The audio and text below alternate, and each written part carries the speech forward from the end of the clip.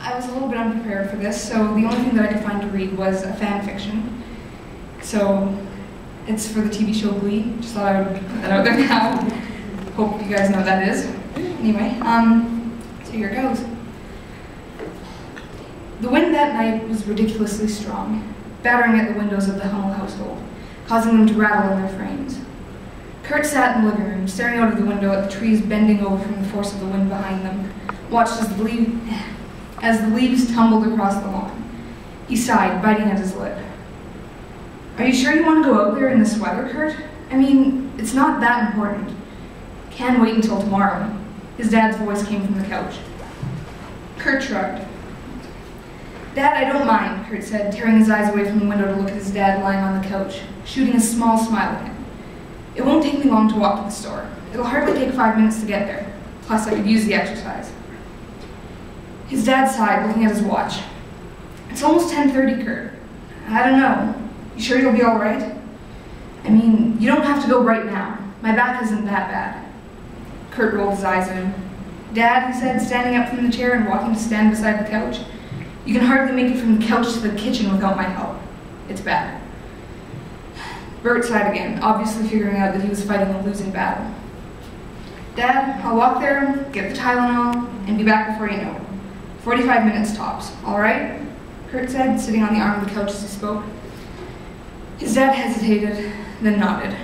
"All right, just be careful out there, okay?" He paused before adding, "Make sure you wear a coat. The weather's getting pretty ugly." "Will do, Dad," Kurt said, smiling at Bert. He made his way through the kitchen into the foyer, pulling on a pair of Converse, lacing them up before slipping on his jacket. He grabbed his house keys off the hook on the wall, slipping them into his pocket as he stepped outside. The first thing he was met with was a huge gust of wind, almost knocking him back into the door behind him. He held a hand up to shield his face from the gust in vain, debating whether he should actually venture out in this weather or not. Steeling himself, he took a few steps forward, hunching his shoulders to block out the biting wind. He started off down the street, seeing the lights of town stretching out ahead of him. It took him around 10 minutes or so of walking before he finally got to the more commercial neighborhood. A dinky gas station and a fast food joint sat on either side of him, and his nose wrinkled at the smell of grease and oil. He started to walk faster, knowing that the store he was looking for wasn't much farther ahead.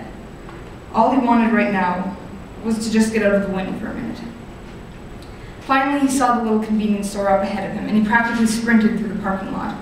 Yanking the door open, he slid through it into the warm, bright building. He sighed, catching a glimpse of his reflection in one of the windows. His hair was everywhere, and he looked like he'd just gotten into a fight. He straightened out his hair as he made his way over to where he knew they kept the medicine. He stared at the small wall of pill bottles in front of him before the bright red Tylenol packaging caught his eye. He plucked the bottle off the shelf, making his way to the counter and pulling out his wallet. The clock above the cashier's head caught his attention. 10:48. He paid for the Tylenol, grabbing the bag from the cashier and quickly leaving the store. He knew he still had quite a bit of time, but he didn't want to take his chances. As he stepped outside, he noticed that the wind had almost died down completely, something he was ridiculously grateful for. It was cold, and although this was one of his favorite jackets looks-wise, it didn't do much to keep him warm. Stuffing his hands in his pockets, he walked down the sidewalk, whistling to himself as he made his way down the street. He was nearing a corner when a sudden screech of tires caught his attention. He spun around, wondering what asshole it was driving through Lima at 11 o'clock at night like that, only to be met with the sight of a rather large SUV headed straight for him.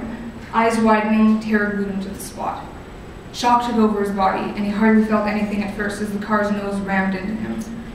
Kurt felt himself being shoved back until something behind him stopped his motion, pinning him between it and the SUV. He heard a crack, multiple cracks, and felt as his upper body flew backwards, connecting with whatever it was behind him. A scream came from somewhere nearby.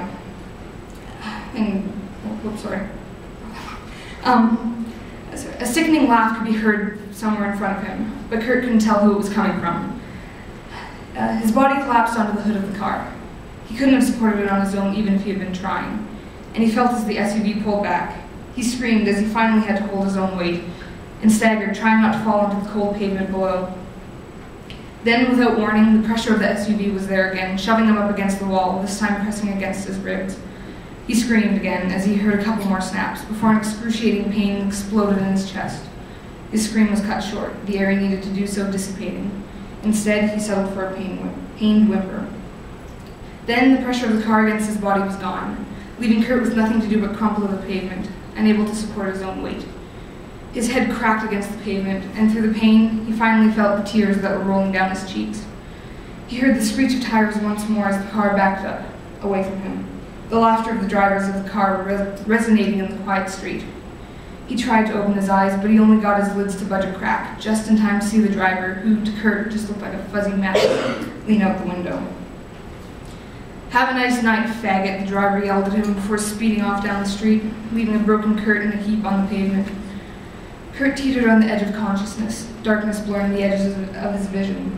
He could hear a scream coming from somewhere nearby, and it took his muddled brain a few seconds to realize that he was the one making the noise. With fading awareness, Kurt realized that no one was going to hear him. He took a deep breath and fell into blackness as fresh pain exploded into his chest.